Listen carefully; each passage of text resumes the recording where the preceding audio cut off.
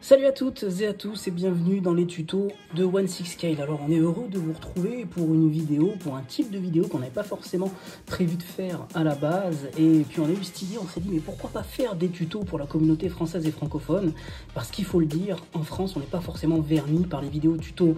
Alors on a toutes sortes d'artistes, toutes sortes de collectionneurs qui viennent à longueur de temps mettre des posts sur Facebook, sur les forums, vous montrant le travail qu'ils ont fait sur certaines de leurs figurines pour vous dire que forcément en mettant un petit peu du sien et en travaillant un petit peu certains aspects de la figurine, on peut obtenir des choses plus accurate, mais sans jamais rentrer dans les détails pour ne jamais dévoiler la technologie qu'ils ont utilisée ou tout simplement la méthode. Alors du coup, on s'est dit, mais pourquoi pas essayer de faire des vidéos tutos pour notre communauté, pour la communauté française, pour la communauté francophone, pour essayer de partager le savoir que nous, on a réussi à acquérir sur divers forums. La méthode que je vais vous montrer aujourd'hui, c'est une méthode que j'ai trouvée sur un forum américain, Collectors Freaks, vous pouvez y aller sans aucun problème. Alors, on est ici pour une vidéo concernant le Mandalorian V3 de chez Hot Toys. C'est une figurine qui était extrêmement attendue et on va dire que l'accueil a été mi-figue, mi-raisin à cause d'un weathering bien trop prononcé sur le Beskar qui l'empêche de briller de mille feux. On a vu énormément de vidéos sur internet, en tout cas des posts sur les forums anglo-saxons, américains, expliquant qu'on pouvait supprimer bien entendu ce weathering avec du white spirit et des cotons-tiges, méthode qu'on ne trouve pas absolument sûre étant donné qu'il y a quand même un risque d'abîmer sa figurine puisque le white spirit va forcément humidifier et consumer très rapidement le coton qui est au bout des pailles des cotons-tiges et là il peut y avoir malheureusement un scratch qui peut apparaître sur l'armure si vous ne faites pas attention. Donc nous on va vous présenter la méthode Cape Cod Cloth. Alors le Cape Cod Cloth, qu'est-ce que c'est? Eh bien c'est ce produit là, ce sont des lingettes qu'on trouve aux États-Unis qui permettent de donner une finition métal chromé à des montres, à des voitures, supprimer certaines micro-rayures et en fait ces lingettes elles sont chargées avec un produit chimique senteur vanille qui va vous permettre de faire partir ce weathering plutôt disgracieux et bien trop prononcé sur votre armure de Mando sans prendre aucun risque puisque vous allez juste venir frotter doucement avec une lingette comme si vous étiez en train de nettoyer par exemple votre plan de travail et vous allez voir que au fur et à mesure de vos passages le weathering va disparaître. Alors je vous mettrai bien entendu les liens dans le descriptif de la vidéo pour que vous puissiez obtenir les lingettes magiques Cape Cod Cloth. Alors comme d'habitude, moi je tiens à le préciser, il n'y a pas de sponsor, on est partenariat d'aucune marque, d'aucun shop, de rien du tout. Vous nous connaissez, chez One6Scale l'émission, on est indépendant. Je vous mettrai simplement le lien, moi je l'ai acheté chez Amazon, puisque c'est un des seuls shops à le fournir en import. Donc Amazon France en a en stock, et en plus si vous êtes Prime, vous êtes livré le lendemain. Donc moi c'est ce que j'ai fait. Il faut compter 10 € pour un sachet contenant 2 lingettes, et bien entendu, très important, les gants en latex qui permettent de protéger vos mains.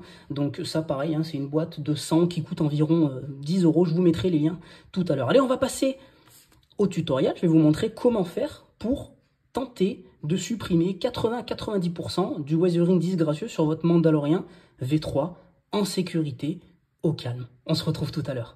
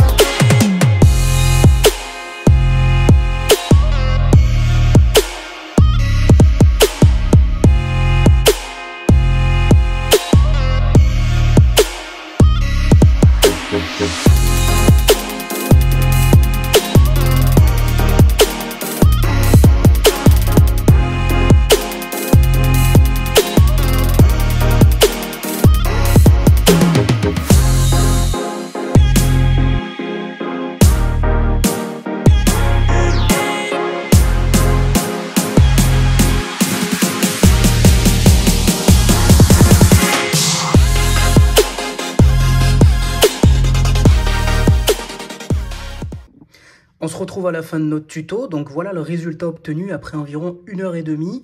1h30 à frotter bien entendu toutes les pièces assez minutieusement avec la lingette. Faites bien attention, prévoyez les gants, ouvrez les fenêtres, éloignez les enfants parce que ça reste quand même un produit nocif.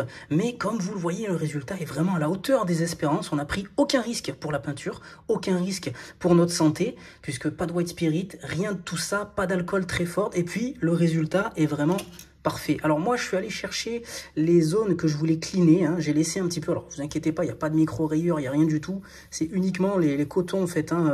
C'est les peluches laissées par le coton avec lequel j'ai nettoyé. Donc moi, je suis allé chercher les zones que je souhaitais supprimer.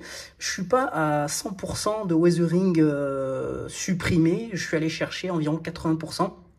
Déjà, parce que ça m'allait très bien, qu'il y ait un petit peu de salissure dans les arêtes de l'armure, ça ne me dérange absolument pas. Donc voilà, donc Cape Cod Cloth, donc ce sont des lingettes. Alors, bien entendu, il faut absolument que vous équipiez de coton. L'idéal, c'est après 1 minute de mouvement circulaire sur la pièce sur laquelle vous attardez, de frotter le surplus de produit. Vous allez voir, vous allez avoir une pellicule blanche, un petit peu comme si vous nettoyez quelque chose avec une lingette ménagère. Donc je pense que je l'ai déjà dit en début de vidéo, mais une fois que vous avez cette pellicule blanche qui apparaît, et bien à ce moment-là, vous sortez votre petit coton magique. Moi, je prends des cotons pour bébé et vous venez essuyer le surplus de produit. Comme ça, vous jetez un œil sur le weathering restant et vous répétez l'opération jusqu'à ce que vous soyez satisfait, bien entendu. Donc voilà ce qu'on obtient. Donc une fois que vous avez réussi à obtenir le résultat que vous souhaitiez obtenir, ben vous passez des chiffons jusqu'à enlever la pellicule grasse du produit. Pas d'inquiétude, si vous faites bien ce que je vous ai dit en début de vidéo, si vous vous attardez pas au point de forcer extrêmement fort sur les parties, il n'y aura pas d'altération sur la peinture, le vernis est costaud, il n'y aura aucun problème et vous obtiendrez le Mondo dont vous avez toujours rêvé. Donc je me répète, je mets les produits dont vous avez besoin en descriptif. J'espère que ce format vous a plu. On va tendre vers des tutos de plus en plus importants. Par la suite, si bien entendu il y a une demande, n'hésitez pas à me dire ce que vous en pensez dans les commentaires de la vidéo. Il y aura peut-être des tutos posing par la suite, des tutos custom, puisqu'on a des customers bien entendu dans l'équipe de 16Scale, l'émission.